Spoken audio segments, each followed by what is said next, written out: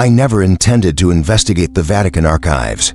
I started with architectural manuals boring academic work tracing how 19th century builders constructed domes with such geometric precision that modern engineers still struggle to replicate. Then I found the citations, dozens of them, hundreds, all pointing to texts that should exist in the Vatican archives but don't. Not lost, missing. A lost document burns in a fire or crumbles with age. A missing document leaves evidence. It once existed. Catalog numbers, cross-references, correspondence between scholars discussing its contents, and then silence. The Vatican Apostolic Archive. They called it the Secret Archive until 2019 when they rebranded it. But the rebrand couldn't erase what was already gone. The vault is full of these ghosts. Technical treatises on resonance and geometry, manuscripts from Central Asian expeditions, architectural blueprints that multiple independent sources reference, but no researcher can access. Here's what broke. The official story for me. Vatican correspondence from 1890 mentions these texts, librarians discussing them, cardinals requesting them, active documents and active use. By 1902, every reference stops, not a gradual fade, an abrupt silence. 12 years. This raises a vital question. What happened between 1890 and 1902 that required the systematic erasure of technical knowledge from the world's most comprehensive archive? The accidental discovery it started with a footnote in a French missionary's journal from 1863. I was researching 19th century geography mundane work when I found a single entry. He mentioned delivering volumes of historical interest recovered from the ruins of Samarkand to the Vatican delegation in Constantinople. Standard procedure for the era. Religious orders routinely sent artifacts, manuscripts, and curiosities back to Rome. A system had existed for centuries. Expeditions went out. Knowledge came back. Rome preserved it. But here's the thing. Those volumes don't appear in any Vatican catalog. Not in the published inventories. Not in the suppressed ones that occasionally leak through academic channels. Not anywhere. I checked 3 times. I contacted archivists through official academic channels. I submitted formal research requests. The response was always the same. No record of any such delivery. And then something stranger happened. The missionary's journal itself preserved in the French National Archives simply ends 6 months after that entry. No explanation, no death certificate, no further correspondence, as if he'd never existed after mentioning those volumes.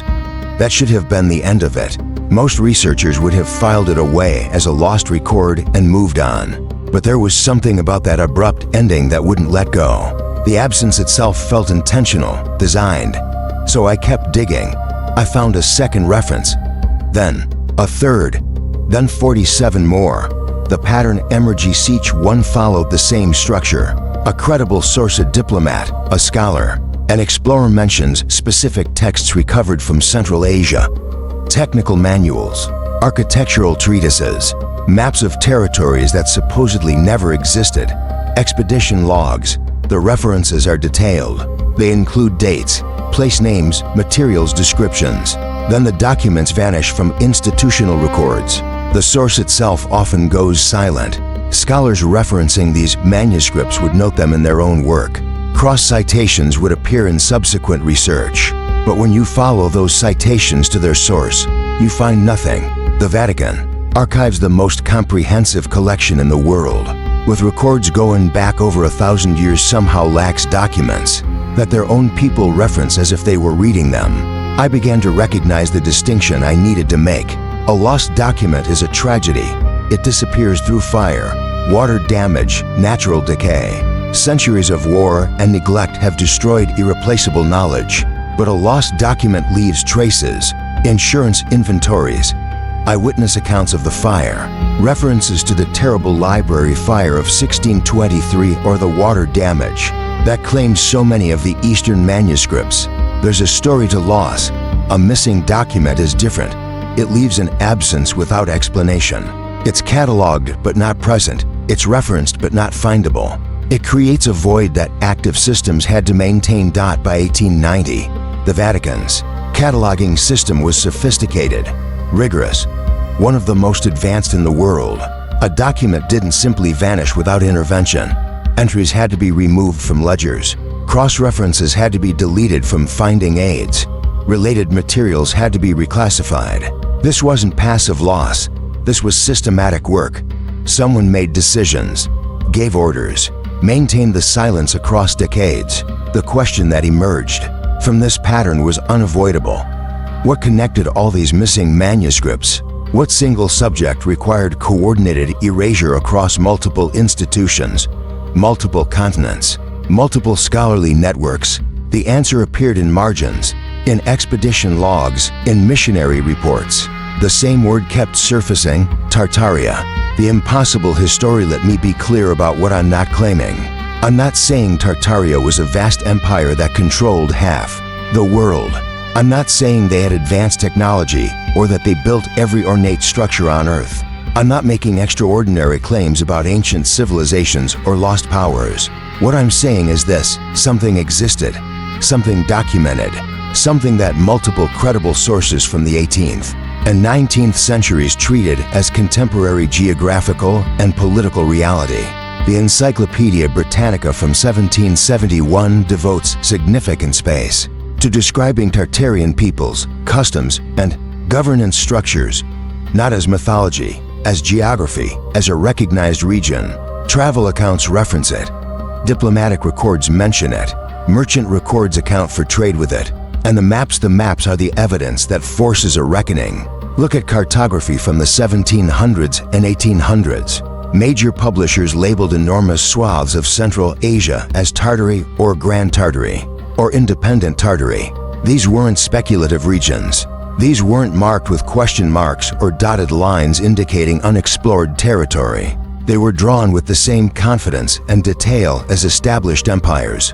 The boundaries were clear. The designation was official.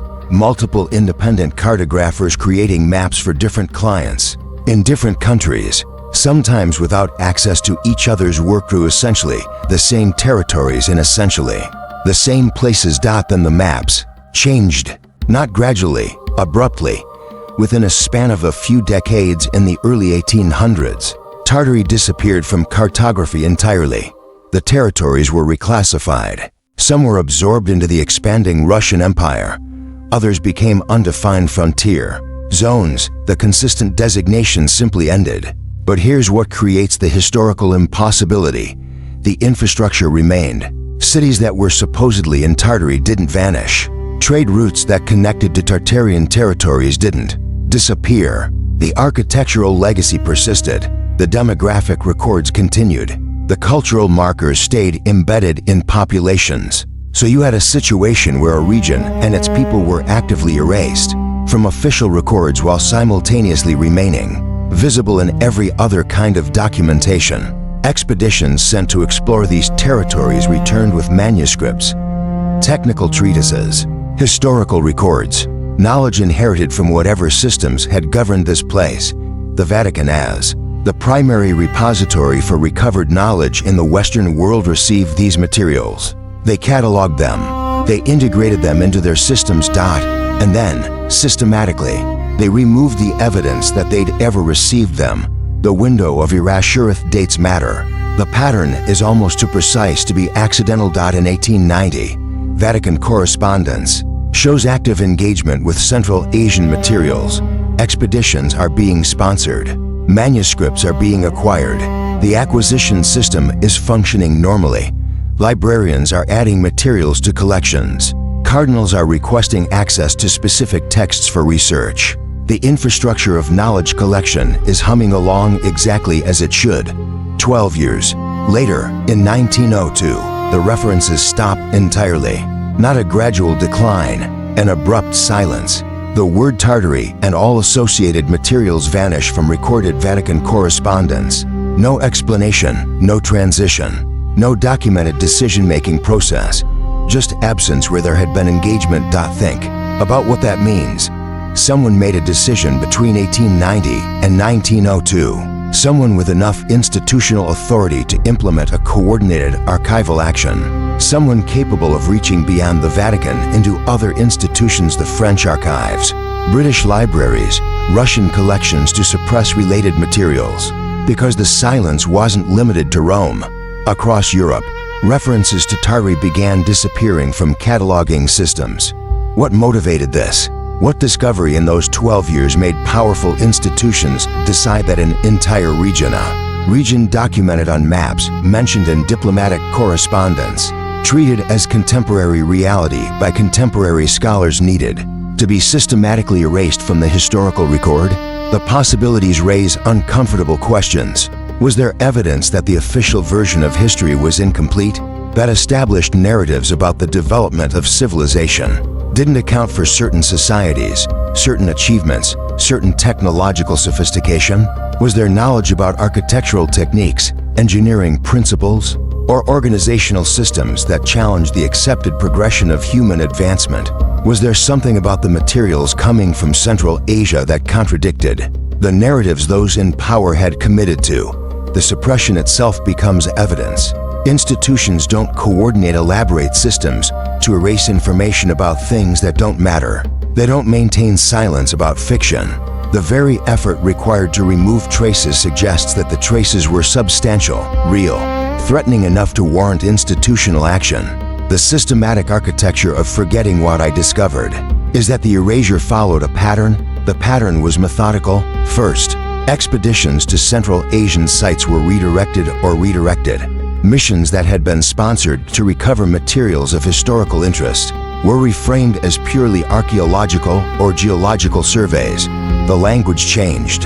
The purpose shifted. Records of what was recovered became classified second. Manuscripts that had been integrated into institutional collections were reclassified, not destroyed that would leave evidence. Instead, they were moved to restricted sections. Their catalog entries were modified. Cross-references were removed. They became invisible without technically disappearing. Third, the scholars who possessed detailed knowledge about these materials faced systematic professional obstacles. Research requests for materials related to Tartary were mysteriously delayed or denied.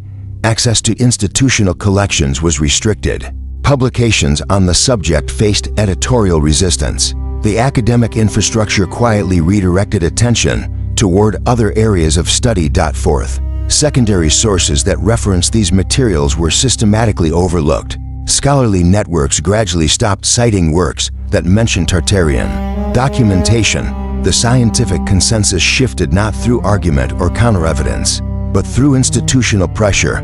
Papers were rejected, researchers were sidelined, alternative narratives were suppressed. This wasn't a single conspiracy. This was institutional behavior. This was how systems protect themselves when confronted with information that contradicts their foundational narratives. The Vatican didn't act alone. Russian institutions participated in suppressing knowledge about territories they'd absorbed. British institutions deleted references from their collections. French archives were quietly reorganized. What bound these institutions together? What created the coordinated will to erase? The answer might be as simple as this. They had all committed publicly to certain historical narratives. They had all built theories, published works, established academic credentials based on specific understandings of how the world developed. If Tartary had existed as recently as the 1800s, if a documented civilization had persisted into the modern era, then every institution's authority was compromised. Their entire intellectual framework was incomplete or incorrect. The alternative was to admit institutional error on a massive scale, to rewrite centuries of scholarship, to acknowledge that official histories had gaps that it was simpler to erase. The inherited silence here's what haunts me about this investigation. The silence persists even now. Modern researchers encounter systematic obstacles when trying to access materials related to Tartary. Archivists don't refuse direct access that would raise suspicion. Instead, the materials are listed as restricted, without special permission, or archived in climate-controlled storage pending cataloging review, or reclassified under institutional policy. The doors stay open. The obstacles remain. Research requests take months to process. When materials are finally produced, sometimes pages are missing. Sometimes documents have been damaged through methods that seem oddly suspicious. Sometimes, the researcher discovers that parallel materials they'd hoped to cross-reference have mysteriously disappeared since their last visit. This isn't coincidence. This is institutional continuity. The erasure that began in 1902 never actually stopped. It just evolved. Modern suppression is more subtle than destruction. You don't need to burn documents if you can make them inaccessible. You don't need to deny their existence if you can simply never produce them. The people maintaining this silence aren't necessarily conspiring. They're inheriting instructions. They're following protocols established long ago by superiors who inherited protocols from their superiors. Institutional memory preserves the pattern. Even when nobody currently alive remembers the original reason, it becomes self-perpetuating. But the absence itself is evidence. The obstacles themselves are testimony. Because you don't maintain something, this elaborate if the material contained nothing important. You don't invest institutional resources in suppressing fiction. The very act of silence, decades of silence, centuries of silence confirms that something real was suppressed. Something substantial enough to warrant continued vigilance. What the absence tells Eustace is where I want to shift from investigation into reflection. Because the question isn't really, did Tartary exist? Enough sources confirm its existence as a documented entity that the question seems settled. The question is, why did institutional forces decide that this knowledge needed to be erased? What was contained in those technical treatises? What principles did those architectural blueprints describe? What systems of organization or knowledge were documented in those expedition records? What would happen to our understanding of human capability if we knew what those materials contained? Sometimes the most important historical evidence isn't what was preserved, it's what was suppressed. The gaps in the historical record are themselves data points. They tell us what scared institutions enough to act. They tell us what powerful people decided the world was better off not knowing. I think about the missionary journal that ends abruptly in 1863. I think about the archivists who processed those materials into the Vatican system in 1890 and then watched them disappear by 1902. I think about the scholars who spent their lives studying texts that were subsequently declared inaccessible. I think about the way that systematic erasure required millions of individual decisions to remove a reference, here to block an archive request, there to mislabel something, to lose something, to silence something. And I think about what it means that we're living in the aftermath of that decision. We're living in a world where entire categories of historical knowledge were deliberately made inaccessible, where institutional structures were put in place specifically to prevent certain inquiries, where the boundaries of legitimate historical discourse were quietly redrawn to exclude certain territories, certain peoples, certain possibilities. Absence itself becomes the story. The missing documents become more important than documents that might exist because they tell us that someone, at some point, decided the truth needed to be controlled, and that decision has rippled across centuries. The question that persists: you don't have answers. What I have are absences, catalog numbers that lead nowhere, references that point to documents I can't access, correspondence that indicates materials were actively used until they suddenly stopped being mentioned, maps showing territories that vanished from cartography without explanation, institutions maintaining silence about what they claim never existed. But here's what I know. The Vatican archives contain materials that aren't cataloged in standard indexes. Archives across Europe maintain restricted collections on topics that supposedly aren't important enough to restrict. Researchers who ask certain questions encounter obstacles that aren't formally imposed, but nonetheless prevent research. The silence is real. The gaps are real. The institutional effort to maintain those gaps is real. What was in those manuscripts? What knowledge did they contain? What was Tartary really? What would we understand about human civilization if we could access materials that documented its systems, its achievements, its capabilities? These aren't questions I can answer. These are questions institutional systems were designed to prevent you from asking. The very fact of the suppression, elaborate, coordinated, centuries-long suppression, is itself the most compelling evidence that something genuine was being protected from view. And that's a question worth sitting with. That's a question worth asking. That's a silence worth investigating, not because I have the answer, but because the absence itself is speaking. If you're interested in what happens when we examine the gaps in official history, when we ask about materials that institutions claim never mattered, I'd encourage you to join this investigation. Look at the maps, read the old correspondence, check the catalog numbers, follow the citations. Let the silence itself guide your inquiry, because the truth has a way of leaving evidence, even in absence, especially in absence.